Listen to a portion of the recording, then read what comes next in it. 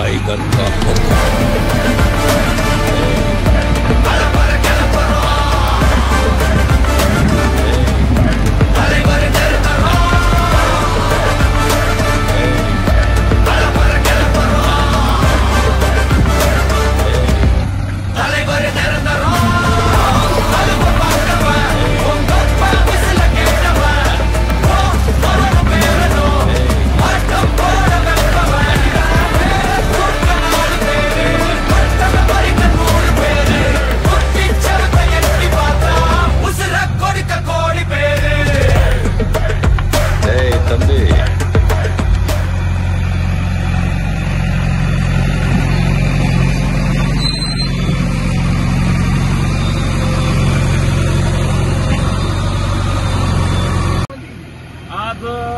कचरे वस्ती येथे डांबरी रस्ता जो आहे, शाळेची मुलं जाणे येण्यासाठी जो रस्ता होता तो रस्ता खचत होता।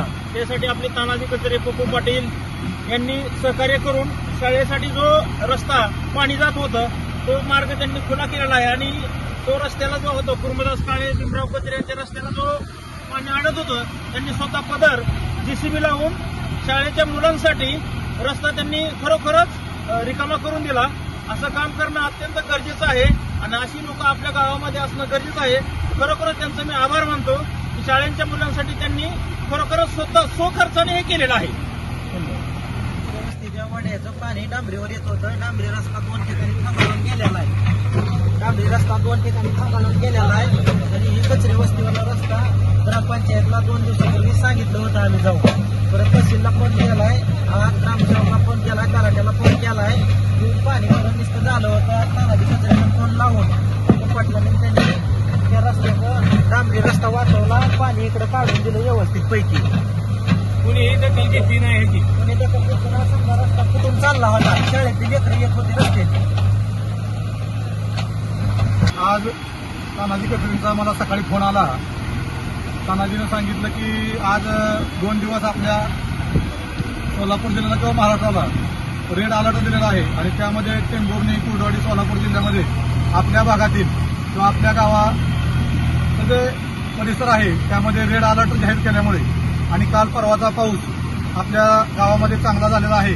त्यामुळे आपले ओढे, नाले, बंधारे आधीच भरलेले आहेत। ओढ्याच्या कडेला कचरे वस्तीचा रस्ता 2-3 ठिकाणी पाण्याखाली गेला होता आणि आता जर पाऊस रेड अलर्टमुळे आज रात्री, उद्या आणि आज दिवसभरामध्ये जो पाऊस सांगितला आहे तो जर जास्त प्रमाणात, मोठ्या प्रमाणात जर पाऊस आपल्याला झाला तर आपल्या आधीच बंधारा भरल्यामुळे जो ओव्हरफ्लो पाण्याचा येणार आहे तो सगळा रस्त्यावरती येणार आहे आणि या भीमरावराजी कचरे, परमेश्वर कचरे आणि कुर्मदास जो रस्ता त्यांच्या शेतामध्ये जायला टाकला होता तो रस्ता मुख्य रस्त्यापेक्षा थोडा उचलून असल्यामुळे त्या रस्त्याला आणलेलं पाणी मुख्य डांबरी रस्त्यावरून वाहत होते आणि तो डांबरी रस्ता पूर्णपणे खंगाळून जायला लागला होता।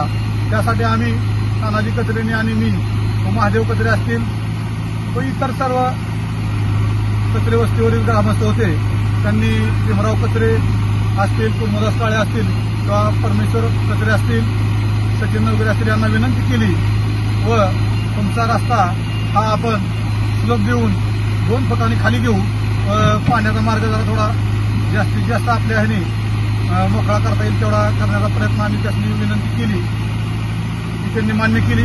त्यामुळे त्यांचं गावकऱ्याच्या वतीनं आम्ही आभार मानतो।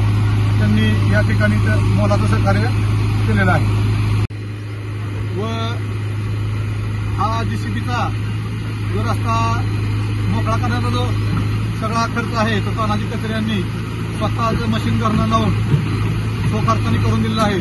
तो रस्ता पुनर्बांधण्यासाठी जे काय सहकार्य लागेल तेही ते करणार आहेत। त्यामुळे त्यांचाही सगळ्याच्या वतीनं आभार।